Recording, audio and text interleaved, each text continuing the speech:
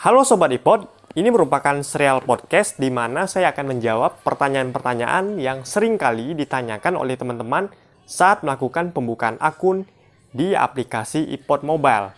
Nah, pertanyaan ini sebenarnya berasal dari teman-teman juga yang bertanya di kolom komentar yang ada pada video saya sebelumnya, yaitu video tutorial bagaimana caranya melakukan pembukaan akun di aplikasi iPod.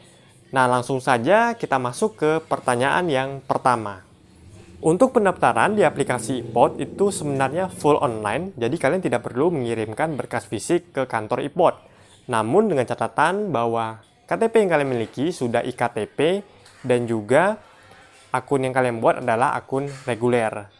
Namun sebaliknya apabila kalian ingin membuka akun syariah dan juga KTP yang kalian miliki itu belum iktp, kalian bisa menggunakan cara yang kedua, yaitu mendaftar melalui website iPod. Nah, di website ini nantinya kalian pasti akan diminta untuk mengirimkan berkas-berkas fisik. Oke, jadi kesimpulannya terdapat dua cara saat ingin mendaftar ataupun membuka akun di Indo Premier Sekuritas, yaitu melalui aplikasi iPod dan juga melalui website iPod. Tentu saja dengan persyaratan-persyaratan yang berbeda tentunya. Berkas-berkas yang perlu teman-teman persiapkan diantaranya adalah iktp, nomor rekening, dan juga kertas kosong, karena nantinya kalian akan diminta untuk membubuhkan tanda tangan kalian di kertas kosong tersebut. Nah, seringkali juga teman-teman bertanya, apakah nama di nomor rekening itu boleh berbeda dengan nama di iktp. Nah, misalnya kalian menggunakan KTP kalian, namun belum punya rekening, kalian pakai misalnya rekening orang tua. Nah, ini jelas tidak boleh, karena nantinya pihak iPod sendiri akan melakukan pengecekan bahwa data-data tersebut harus sama, pemiliknya harus satu, dan ini juga akan membuat proses registrasi kalian gagal apabila data yang kalian kirimkan itu berbeda. Nah, sayang sekali jika teman-teman belum memiliki KTP, kalian belum bisa mendaftar ataupun membuka akun di iPod. Namun, saya sendiri menyarankan teman-teman bisa menggunakan ataupun membuat akun atas nama misalnya saudara kalian ataupun orang tua kalian. Namun, tentu saja harus juga didiskusikan terlebih dahulu agar nantinya tidak menyebabkan hal-hal yang tidak diinginkan. Di form pendaftaran sendiri, NPWP itu sifat datanya adalah opsional. Jadi, jika teman-teman belum memiliki NPWP, kalian bisa kosongkan saja formnya dan melanjutkan proses pendaftaran seperti biasanya. Namun jika kalian punya, kalian bisa masukkan saja karena nantinya akan memudahkan kalian juga saat akan melakukan pelaporan SPT pajak. Nah, saya juga membahas pelaporan SPT ini di video saya yang lainnya. Jawabannya adalah boleh dan bisa. Kalian boleh punya bank daerah ataupun bank digital, itu bisa kalian daftarkan di aplikasi iPod selama pilihan bank tersebut tersedia di form pendaftaran. Nah, peringatan ini muncul ketika iktp yang kalian miliki itu belum terdaftar di Dukcapil. Jadi solusinya kalian bisa hubungi Dukcapil terdekat, lalu kalian misalnya daftarkan iktp tersebut atau lakukan pengecekan terlebih dahulu. Namun kalian juga bisa menggunakan cara ini karena sebenarnya kejadian ini juga saya alami saat saya pertama kali melakukan proses pendaftaran di aplikasi iPod. Yaitu kalian coba ingat-ingat dulu, kalian sudah pernah mendaftar di aplikasi investasi pasar modal apa. Misalnya waktu itu saya sudah pernah mendaftar di aplikasi Bibit, dan Bibit juga merupakan aplikasi platform investasi pertama saya. Saya mendaftarkan dengan email A dan juga nomor telepon A. Kemudian di aplikasi iPod Mobile sendiri, waktu itu saya ingin mendaftar menggunakan alamat email B dan juga nomor telepon B. Nah, hal inilah yang menyebabkan peringatan ini muncul. Karena setelah saya coba cari tahu, ternyata nomor telepon A dan juga email yang saya daftarkan tadinya itu sudah didaftarkan oleh Bibit, sehingga sudah dibuatkan juga SID, yaitu Single Investor Identification. Nah, SID itu sendiri berlaku layaknya seperti iktp yang kita miliki, jadi seperti satu kartu identitas kita di pasar modal.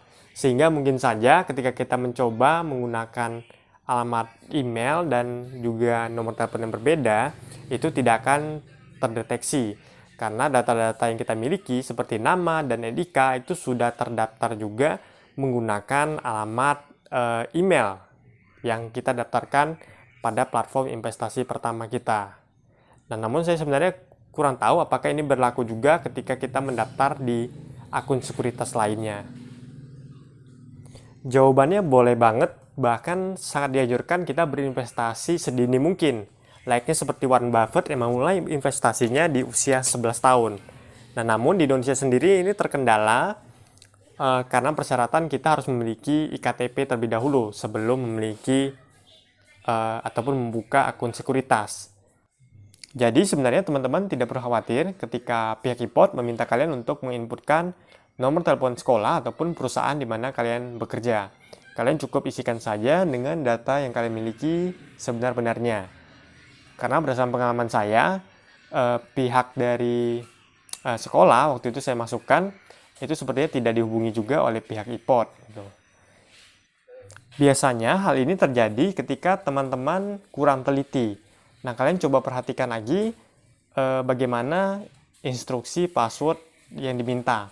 Itu biasanya kalian akan diminta untuk melakukan kombinasi huruf kapital dan juga dengan angka.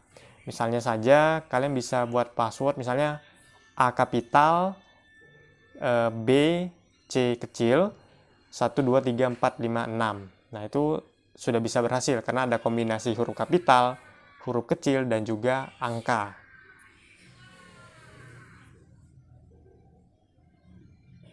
Nah, untuk masalah gagal upload foto selfie ini, sebenarnya saya juga mengalami. Jadi waktu itu saya mencoba 2 hingga 3 kali, namun gagal terus untuk melakukan upload fotonya. Nah, saya coba mendaftar menggunakan device lain dan berhasil. Jadi solusinya teman-teman yang gagal terus, mungkin dari aplikasinya belum support, kalian coba gunakan device lain yang bisa saja support dengan aplikasi iPod. Pengalaman saya waktu itu mendaftar aplikasi iPod itu memang tidak langsung jadi seperti yang dijanjikan, yaitu 1 jam dari proses registrasi, melainkan waktu itu saya butuh waktu sekitar 2 hingga 3 hari hingga semua proses itu selesai ataupun jadi. Itu dari SID, SRA, dan juga RDN, itu kurang lebih 1 hingga 2 hari lah itu sudah selesai. Namun untuk saat ini berdasarkan juga hasil diskusi saya dengan teman-teman, itu proses pendaftaran itu menjadi lebih lama, bahkan bisa memakan waktu hingga 1 mingguan lebih, karena saat ini sedang ramai antrian proses pendaftaran pembukaan akun di sekuritas.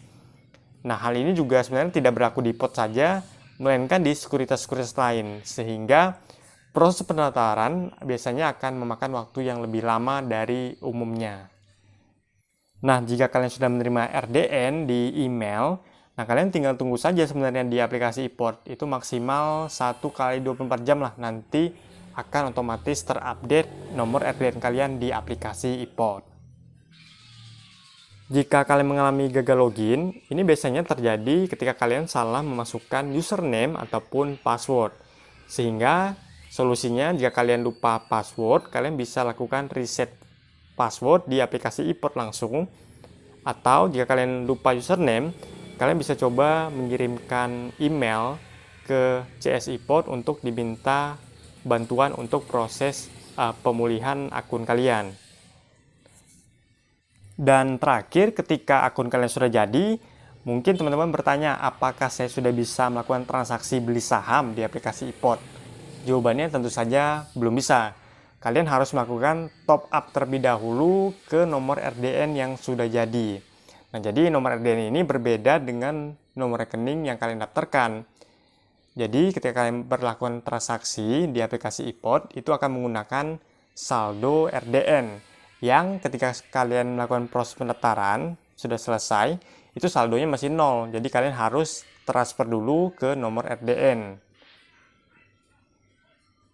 Dan buat teman-teman yang masih bingung bagaimana caranya melakukan top up ataupun mengisi saldo RDN untuk pertama kali, kalian bisa tonton video saya di channel ini yang membahas bagaimana caranya melakukan top up KRDN secara gratis. Oke, baiklah, mungkin sampai di sini dulu video kali ini.